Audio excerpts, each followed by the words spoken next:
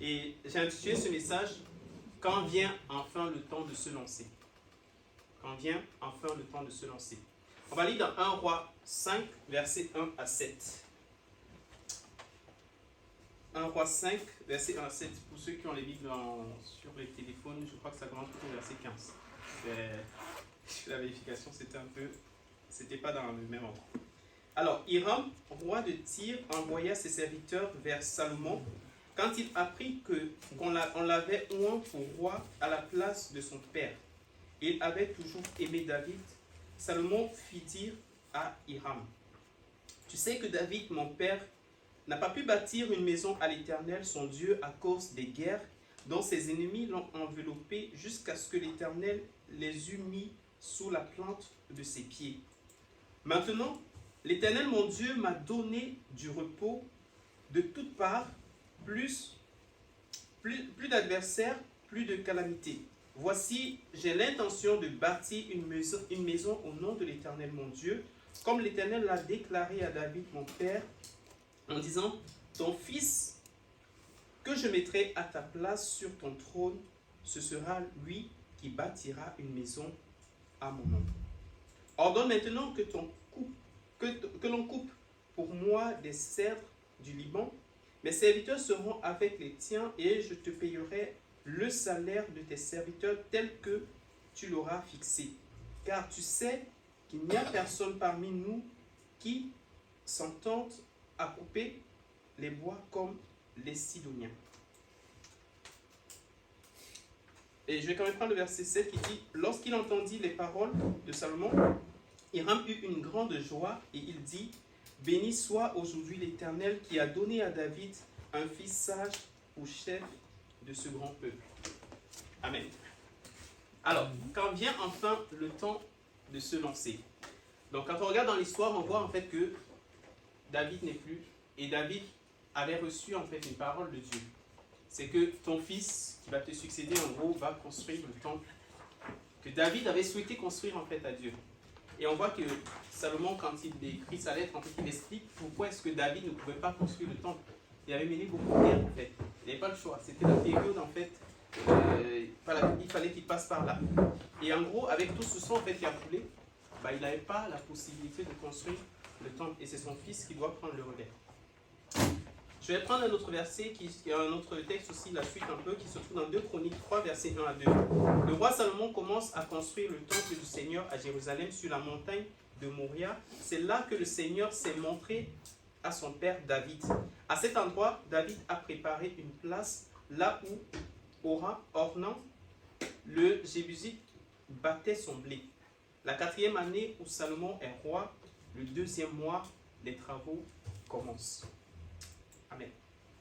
Avant la construction du temple, il y avait une tente, effectivement, comme on a dit, et où voilà, il y avait ce lieu saint avec le tabernacle qui signifie aussi la présence de Dieu en fait au milieu du peuple.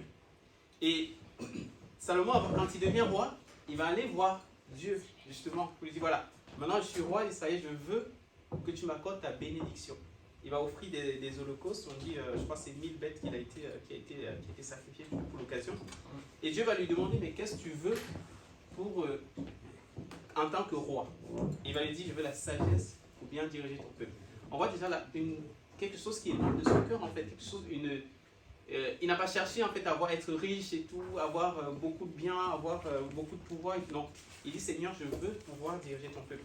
Et on voit déjà en lui quelqu'un qui est motivé, un vrai leader en fait, qui peut mener un véritable projet. Nous allons parler donc un peu de la construction du temple de Jérusalem, on va voir un peu les étapes et tout ça. Mais je voudrais qu'on garde aussi à l'esprit notre projet bâtiment en fait.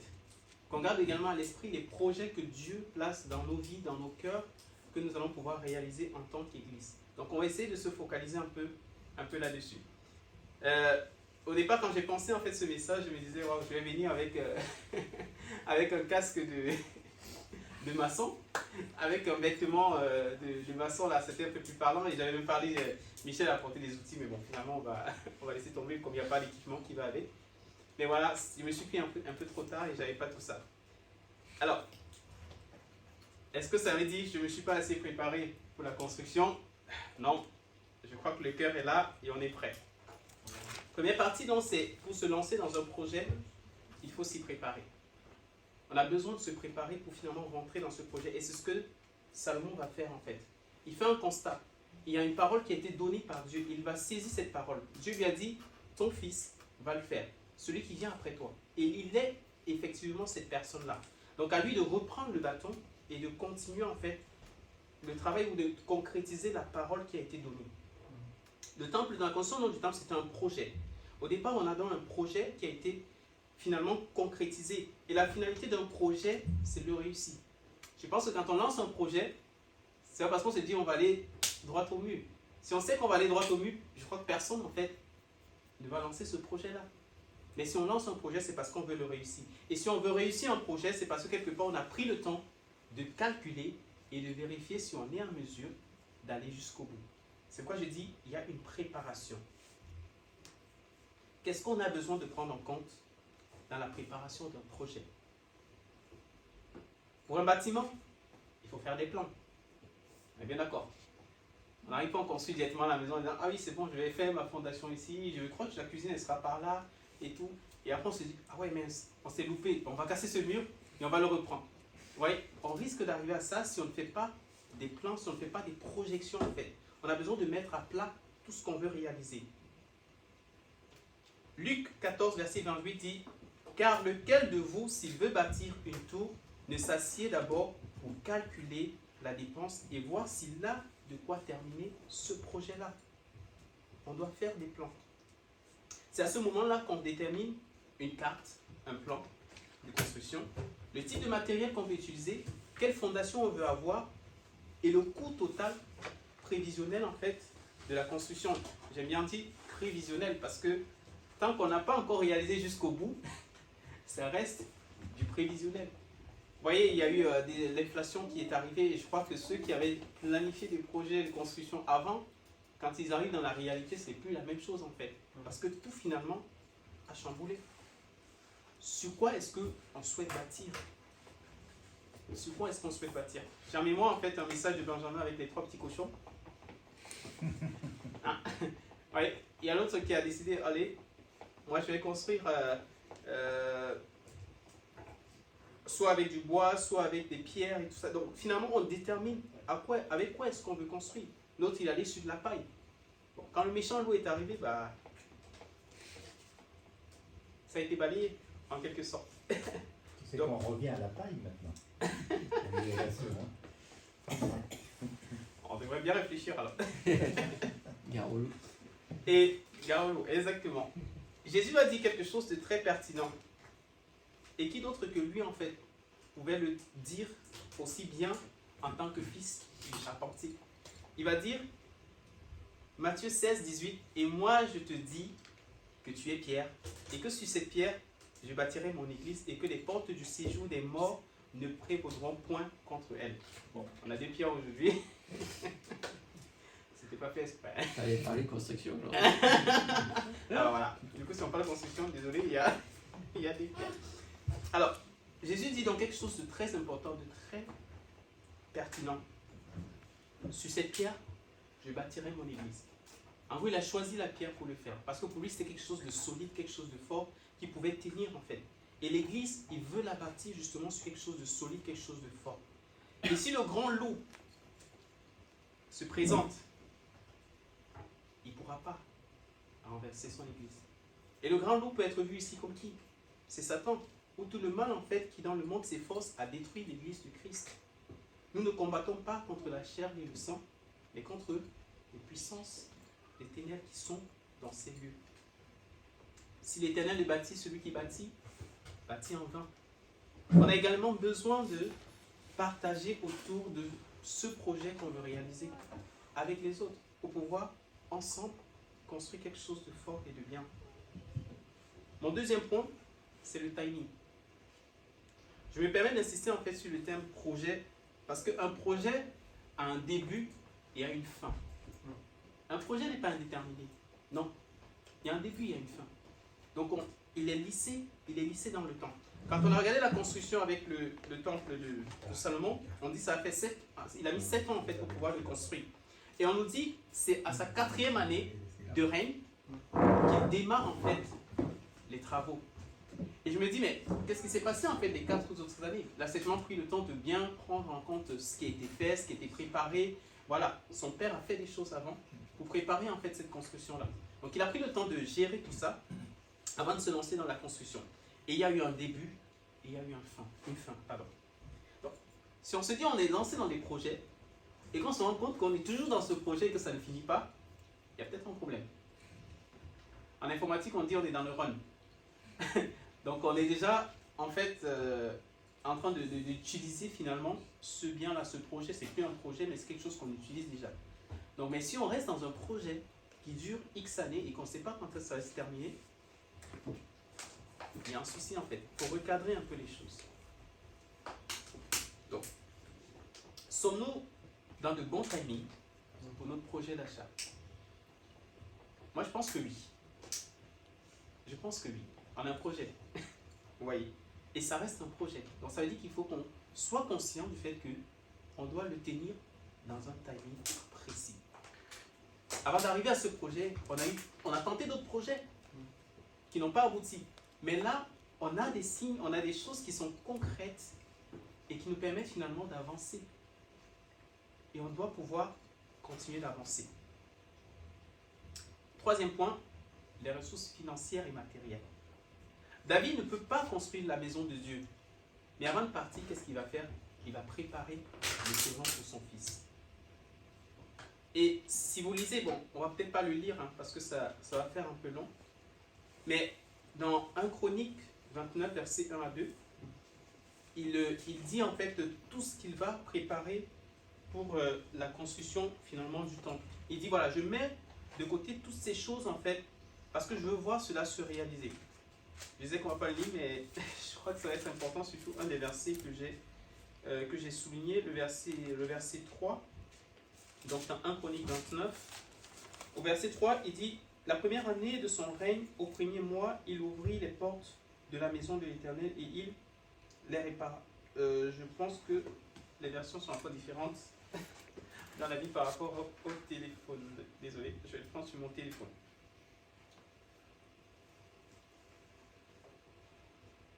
C'est bon? Vous êtes avec moi toujours? Yes. Ok.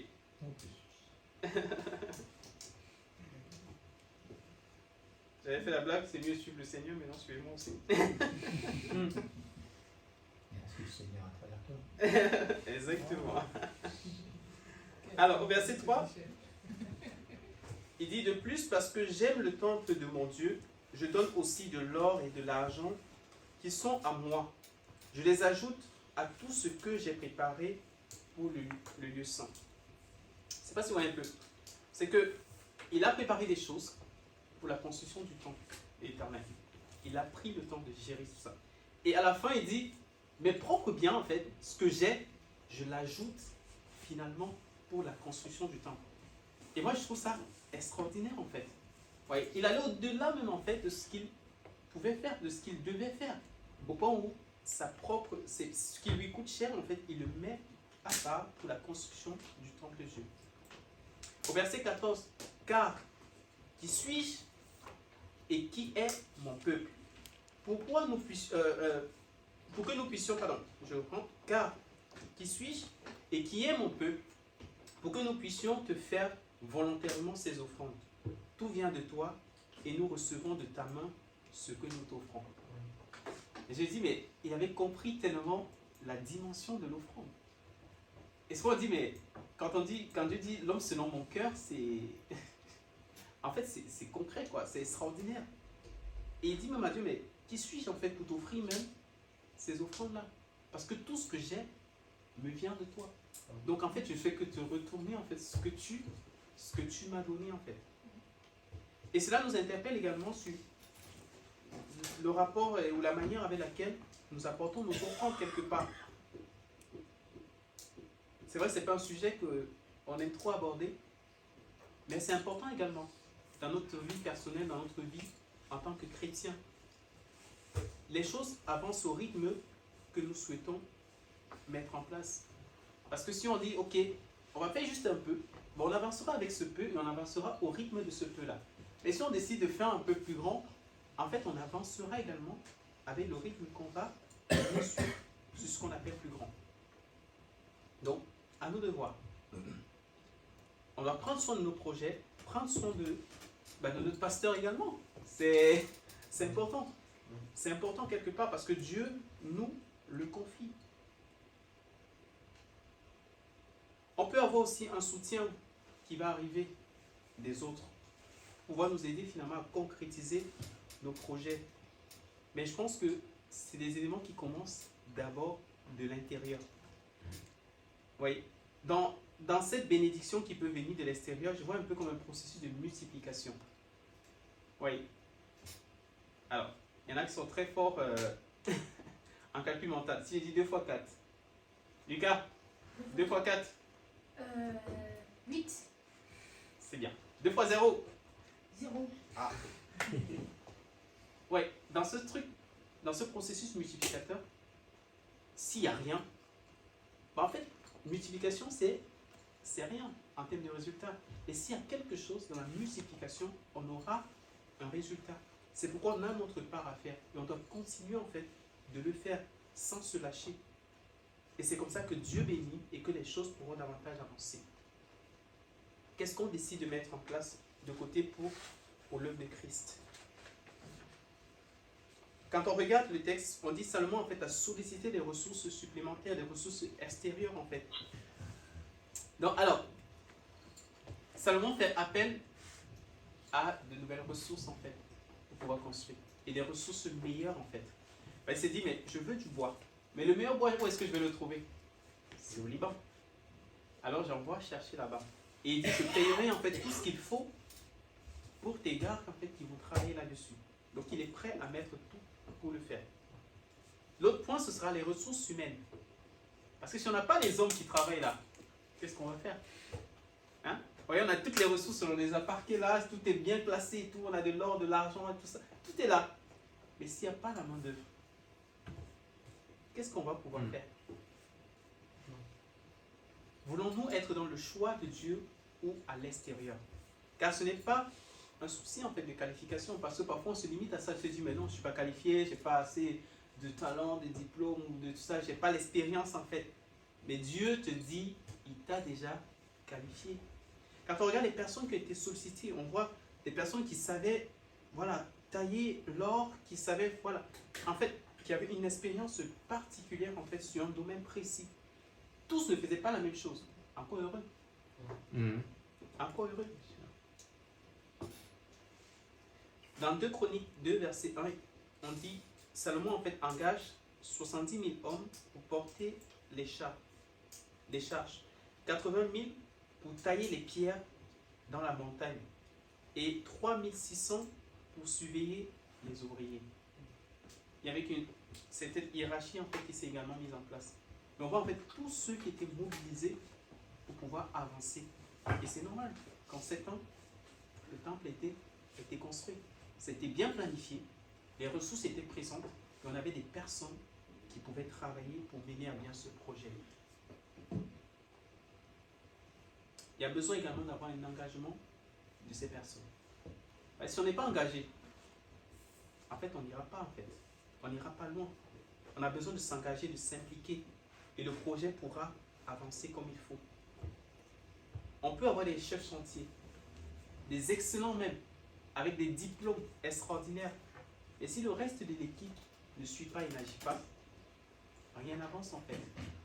Parce que ce n'est pas le chef qui va aller porter également les brouettes, qui va aller creuser, qui va aller... Voilà. Il y a besoin d'avoir des superviseurs comme on l'a vu, mais il y a besoin également des personnes qui soient à l'œuvre. David a souhaité construire le temple, mais Dieu n'a pas permis. Son fils va prendre le relais. Et dans ce processus, David va quand même préparer les choses, comme on se disait. Et on voit que chacun, en fait, a son rôle, a sa tâche et a quelque chose à faire. Donc, il n'y a personne, finalement, qui peut se dire, bah non, il n'y a plus de poste. Non, j'ai rien à faire. Non. Il y a une tâche et chacun est appelé à être à une place précise pour pouvoir réaliser cela. C'est pourquoi Salomon est celui qui devait le faire. David a fait sa part. Et les autres également vont pouvoir faire leur tâche également. Ne tombions pas dans le piège de dire, est-ce que je sais le faire? Est-ce que j'ai le temps? Est-ce que j'ai la capacité? Est-ce que non? On a effectivement toutes ces choses-là. Dieu nous a équipés et il nous a appelés. Il attend que nous soyons également au rendez-vous de ce qu'il nous a donné, de ce qu'il nous a confié. Sinon, ça en fait, c'est du gâchis. Mais d'accord. Dieu te donne tout ça, mais finalement, je te dis, oh non. Et finalement, tu vas pouvoir le faire. Et j'imagine aussi une chose. Si finalement, on est dans un processus de travail pour avancer, et que dans cette chaîne-là, à un endroit, il manque plus personne, vous voyez que ça va ralentir finalement tout le travail d'équipe, tout le travail du groupe. Et c'est qu'on a besoin d'être chacun à son poste pour pouvoir le faire. Vous savez, quand la machine est lancée, quand le train avance, il n'attend personne. Soit tu es monté, soit tu es monté. Et si tu n'es pas monté, tu es resté sur la... Vous savez, c'est dans les films uniquement qu'on voit la bien-aimée ou le bien-aimé qui est en train de courir. Ah, au revoir, tu vas me manquer, tout ça. Non. Là, on est dans le train là, pour aller bosser. Là. Ça, c'est du luxe, ça, c'est du dur, ça, c'est du lourd en fait. Donc, quand il est parti, il est parti. Et faisons gaffe finalement à être à l'intérieur pour pouvoir construire ensemble ce que Dieu veut qu'on puisse construire.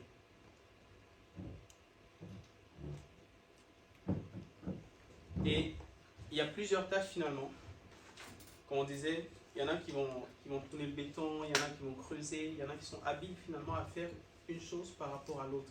Et c'est ça qui rend efficace le travail qu'on peut faire ensemble. On a une certaine organisation également qu'on va mettre en place avec un chef d'équipe, des sous-chefs, des exécutants finalement. Et on voit que dans cette organisation-là, on va pouvoir avancer comme il faut. On a besoin de se mettre aussi une discipline pour pouvoir avancer.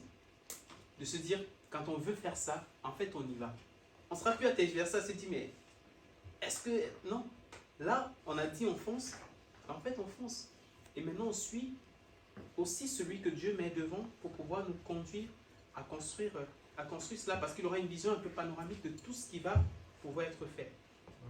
Le sens des priorités. J'ai insisté également sur ce point et c'est le dernier point que je vais prendre sur cette partie pour pouvoir avancer. Sinon, on ne va pas y arriver. Le sens des priorités. Quand on lit la suite du texte, hein, quand on va aller dans 1 roi 7, c'est à ce moment-là que Salomon commence à construire son palais. Mais d'abord, qu'est-ce qu'il a fait? Il a construit le temple de Dieu. Et une fois que ça a été fait, il a construit son palais. Lui, il a compris quel était le sens des priorités. La Bible nous dit quoi? Cherchez premièrement le royaume et la justice de Dieu, et toutes ces choses vous seront données en plus. D'abord Dieu. Dans Agé 1, verset 2, il est dit, ainsi parle l'Éternel des armées, ce peuple dit, le temps n'est pas venu, le temps de rebâtir la maison de l'Éternel. Et au verset 4, est-ce le temps pour vous d'habiter des demeures lambrisées quand cette maison est détruite? Donc, le temple de Dieu est détruit et ils ne trouvent pas prioritaire en fait de le reconstruire. Et là, ils vont aller construire leur propre maison. Et on parle de lambris en fait. Vous voyez, quand on met des lambris, c'est parce qu'on veut embellir finalement la demeure. Vous voyez, on veut la rendre plus belle, plus jolie, plus attrayante en fait. Donc ça veut dire qu'ils avaient déjà une maison qui était, en fait, dans laquelle ils pouvaient habiter. Ils avaient un toit sur la tête. Mais ils se disent, mais non, on va la rendre un peu plus jolie là. On va la rendre un peu plus magnifique. Quand les gens vont arriver, on dit, waouh, mais quelle belle maison. Vous voyez, donc ils ont, là on va plus dans l'extravagant. Et finalement, ce qui fait le vrai sens des choses, on l'a laissé de côté. Le sens des priorités.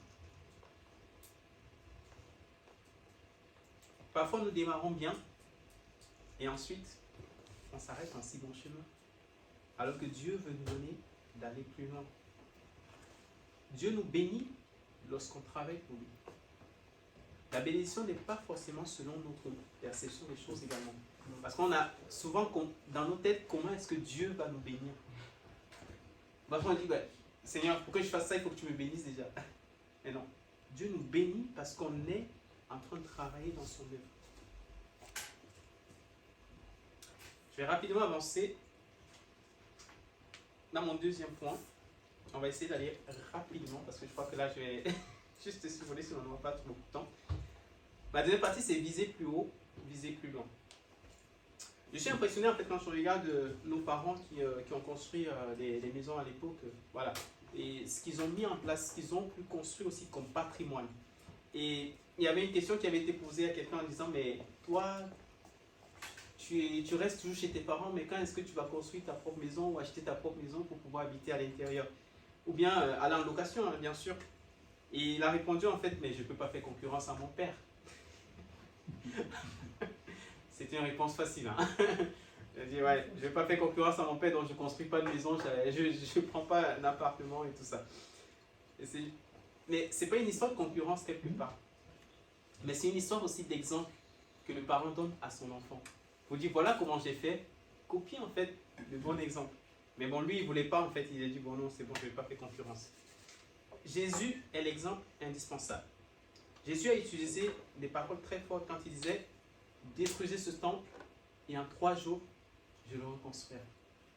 Et c'est ce qu'il a fait à la croix. En 3 jours, il a construit. La Bible nous dit, à peine mourrait-on pour un homme juste, Christ l'a fait pour toi et moi. Pour chacun de nous. Il est allé à la croix, il est mort et 3 jours plus tard, il est ressuscité. Et c'est là encore le sens même de notre foi. C'est qu'en Christ, on a la vie éternelle. Jésus est allé jusqu'au bout de son projet de construction. Et c'est l'exemple finalement qu'on doit suivre. Il allait jusqu'au bout. Il ne s'est pas arrêté en chemin. Il a terminé comme il avait prévu, comme il avait planifié. Est-ce qu'il manque quelque chose? Est-ce qu'il y a des finitions à faire? Est-ce qu'il y a un endroit où il n'y a pas un pinceau de peinture qui a été mis, ou il y a un fil qui est mal raccordé, ou je ne sais pas trop? Mais non, tout est parfait. Et c'est ce qu'il va dire même à la croix, tout est accompli. Et nous donc, est-ce qu'on va faire pareil? Est-ce qu'on va s'arrêter en chemin ou on va aller jusqu'au bout de ce que Christ met dans notre cœur? Et quand on va même plus loin, Dieu a réalisé un projet de construction. Il a créé le ciel, la terre, tout ce qui est là. Et par sa parole, il a donné vie à tout cela. L'autre point, c'est qu'on doit faire attention à ne pas rater l'essentiel. La Bible nous enseigne que c'est un bâtisseur, qu'est-ce qu'ils ont fait quand ils construisaient?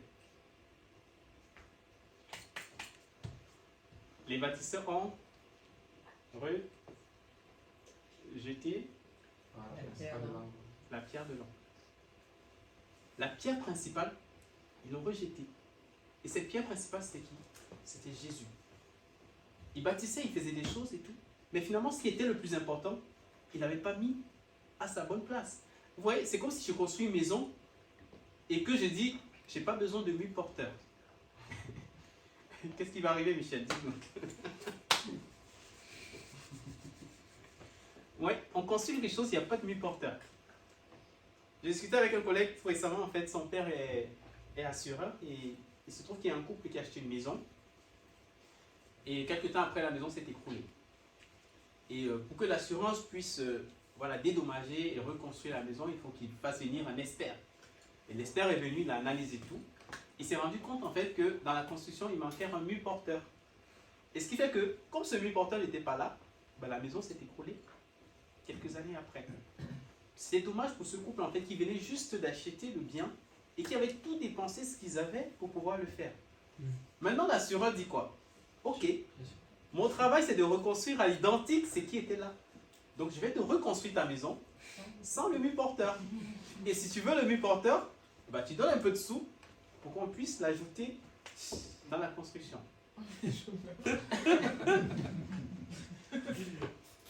C'était un sujet délicat. Vous voyez, en tant que personne, vous voyez, ils veulent bien agir en disant oui, bon, on peut faire un effort et tout, leur faire ce mur porteur.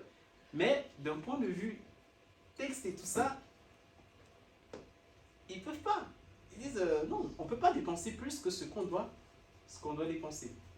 Bon, je sais pas comment l'histoire est terminée, mais bon, le couple était un peu mal parce qu'il fallait qu'il trouve une solution. On construit une maison encore 108 porteurs, bah, ça veut dire que demain encore, elle va s'écrouler. Donc en fait, c'est du gâchis finalement. Et je suis sûr qu'une fois que la maison aurait été construite, l'assureur aurait dit, moi je ne t'assure plus. Donc, tu vas chercher ailleurs parce qu'il connaît quelle sera la finalité de ce projet. Donc faisons attention dans ce qu'on fait finalement. Dans les projets qu'on réalise, dans la construction, dans tout ce qu'on réalise, et que la pierre angulaire ne soit pas présente. Ça veut dire qu'on bâtit en vain. Et on connaît quelle sera la finalité de ce projet-là.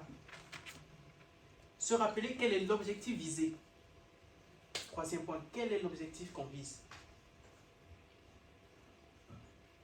C'est à tort de penser que l'acquisition ou la construction en fait, d'un bâtiment sera la maison de Dieu. Jésus va dire à la Samaritaine, l'heure vient où on n'ira plus adorer Dieu à la montagne ou dans le temple. Mais ce sera en esprit et en vérité. Pourquoi? Pourquoi? Et Abinata l'a dit tout à l'heure. Parce que notre corps est le temple du Saint-Esprit. Il habite en nous. Et le bâtiment qu'on peut avoir, la construction qu'on peut avoir, c'est un canal pour pouvoir amener des personnes à être des temples du Saint-Esprit. Christ bâtit lui-même son temple également. Je vais un peu aller plus vite. Bien finir notre projet. Je saute un peu des parties. On doit bien finir également notre projet. La parole de Dieu nous donne de regarder au-delà de notre vie terrestre. Et nous rappelons que notre corps est le temple du Saint-Esprit. L'apôtre Paul pouvait également dire, je cours pour atteindre l'objectif en fait. Je veux aller jusqu'au bout. 1 Roi 6, verset 11 à 13 dit, l'Éternel adressa la parole à Salomon et lui dit, tu bâtis cette maison, si tu marches selon mes lois, si tu pratiques mes ordonnances, si tu observes et suis tous mes commandements, j'accomplirai à ton égard la promesse que j'ai faite à ton père. Et cette promesse, c'était quoi? J'habiterai au milieu des enfants d'Israël et je n'abandonnerai point mon peuple d'Israël. Je serai avec vous. Si vous allez jouer selon les règles également, si je vais utiliser ce terme. Mon dernier point, prendre soin du temple que nous sommes. Une fois la construction faite, il faut entretenir. Si on n'entretient pas, ça meurt. Et je crois que il y en a, vous êtes peut-être mieux placé pour le savoir. C'est si on a construit une maison et qu'elle n'est pas habitée, elle se détériore plus rapidement, finalement. Donc, si on a un temple qui n'est pas habité, il se détruit. Et si maintenant mon temple il est là, je dois pouvoir prendre soin pour l'entretenir. Car, 1 Corinthiens 6, 26, car vous avez été rachetés à un grand prix, glorifiez donc Dieu dans votre corps et dans votre esprit qui appartient à Dieu.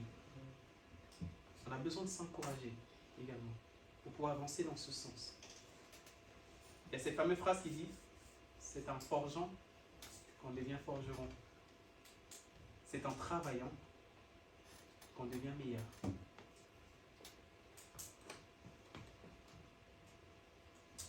Je vais peut-être m'arrêter là. Ça fait déjà beaucoup. Et ma prière, voilà, c'est que le Seigneur nous donne de pouvoir capitaliser sur tous ces éléments. Non seulement en termes d'objectifs, en termes de préparation, en termes d'implication même, mais aussi en ne négligeant pas l'essentiel dans ce qu'on veut faire. En fixant notre regard sur l'objectif principal. Oui, un endroit où on peut ramener des personnes. Mais ces personnes, l'objectif derrière, c'est qu'ils puissent avoir un temple qui soit parfait pour Christ. C'est-à-dire, la être. C'est là que Dieu veut demeurer. Amen.